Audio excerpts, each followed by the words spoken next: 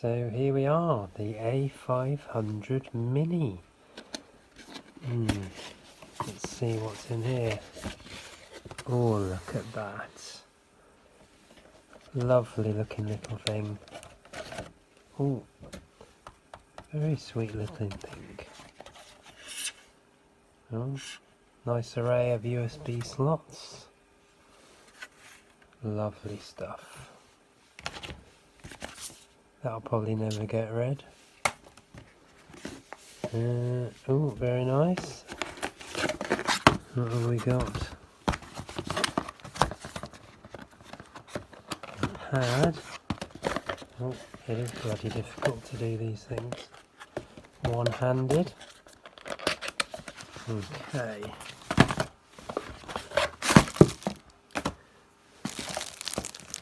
Styled on the CD32 pad, I believe, but it's supposed to be a lot better.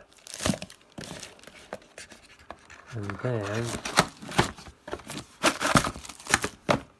infamous tank mouse that everyone replaced after the first few days and bought something a lot better. HDMI, everything in a lovely beige original Amiga colour. Got plenty of these leads knocking about. It's very clear to point out that there is no adapter included, but never mind, we've got hundreds of these things, haven't we? And then 25 games, but ability to add lots more. So throw all this back and I'll join you in the next video. Okay, so we've got everything plugged in. Not a bad length on these things actually, if I must say. You can get quite far away. Let's have a look and fire this bad boy up. We have action. Do we have action on the telly?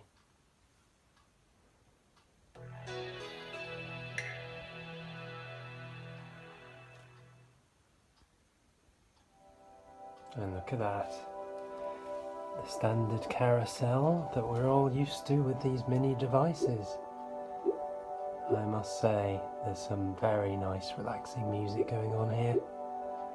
Taking me right back. Beautiful.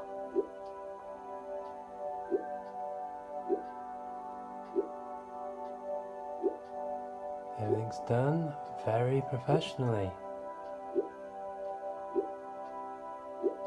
And I do believe, yeah, look at that. Save game slots. We're in. 25 games, but as I say, ability to load your own. So we will have another look at that in another video. But yes, first impressions, very, very nice. So it's now been a weekend with the A500 Mini. So I just thought I'd catch up and just keep you a little bit updated. So again, very impressed with the machine. Just a few kind of tips and rookie mistakes I made initially I'll go through. But yes, you can indeed add your own ROMs, as seen here with a USB stick. I'd recommend anything at least 4 gigs or up. This is a 16 gigs, but there's still plenty of space. What I do like though is, wasn't a great big fan of the tank mouse back in the day, and yes, you can actually just add your own wireless mouse, which I've done, no problems, straight in, plugged in, done. Equally, I just found this cheap keyboard from a car boot, and again it negates really in terms of being, you know, the mini device that it is if you're plugging all sorts of things into it, but if you fancied playing a few old classic adventure games or things like the old Sierra stuff, works a treat. So yeah, that was very pleasant to realise that that actually worked. Haven't tried pads yet, so I'm still using this pad that came with it, and again it's got quite a good length on it. Had some bargains today, ironically a Amiga and ST game. Got picked up Operation Stealth for both the Amiga and Atari, and a copy of Blastoids, all in for £10. Oh, and that's just a very expensive and exuberant incense stick holder. Okay, so we are back with the nice carousel, and as I say, if you just stick your USB stick in, you have to download a very basic kind of WHD load package off the Retro Games website, but very straightforward. My rookie mistake was not extracting the zip files for the ROMs, but once I'd done that, it recognised them straight away. Also managed to find some demos which it works absolutely cracking. So I was running Spaceballs and State of the Art earlier,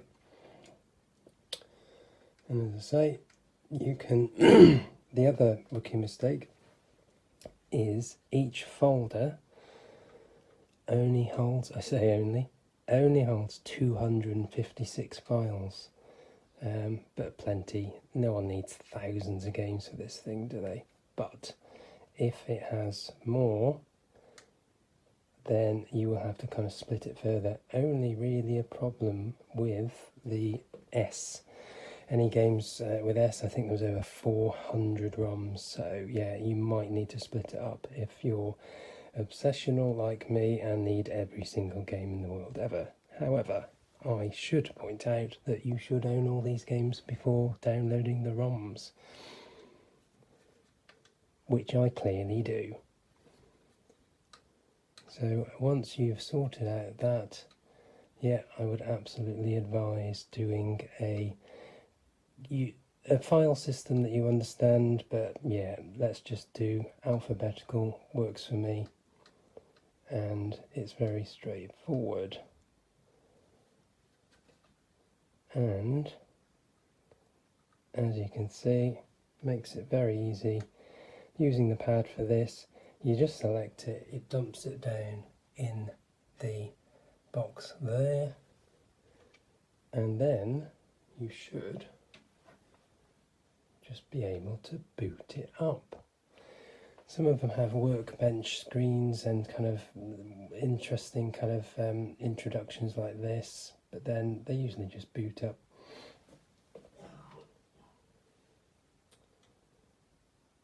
And we're straight in.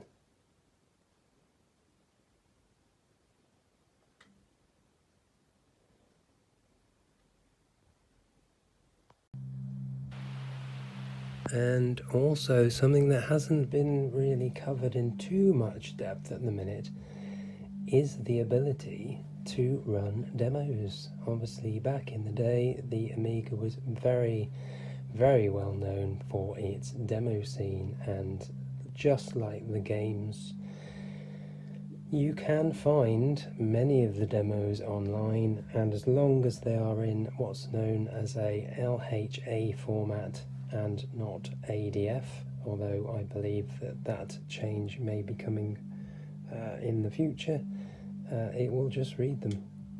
Again, I would recommend a alphabetical file system, and it runs perfect. I've had a bit of kind of crunching with some of the well-known demos, but with a bit of kind of fiddling, I think you can pretty much get those running perfectly. Lots and lots and lots of demos. As I say, similar to the games, it'll just dump it down in this box, and then you should just be able to boot. and then it'll just be running demos like it did in the day. How good is that?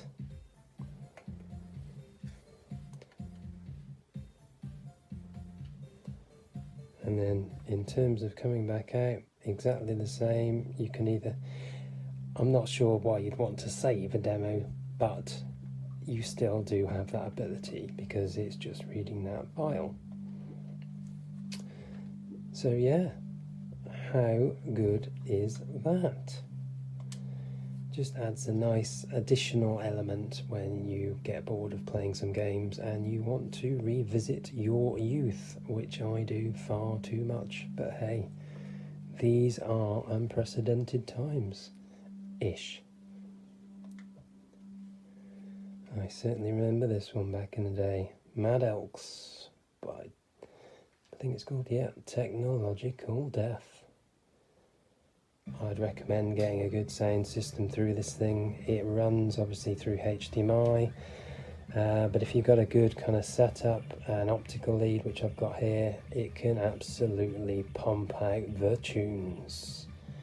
So get your friends round, get a few beers or whatever your poison is, turn up that volume and revisit the Amiga.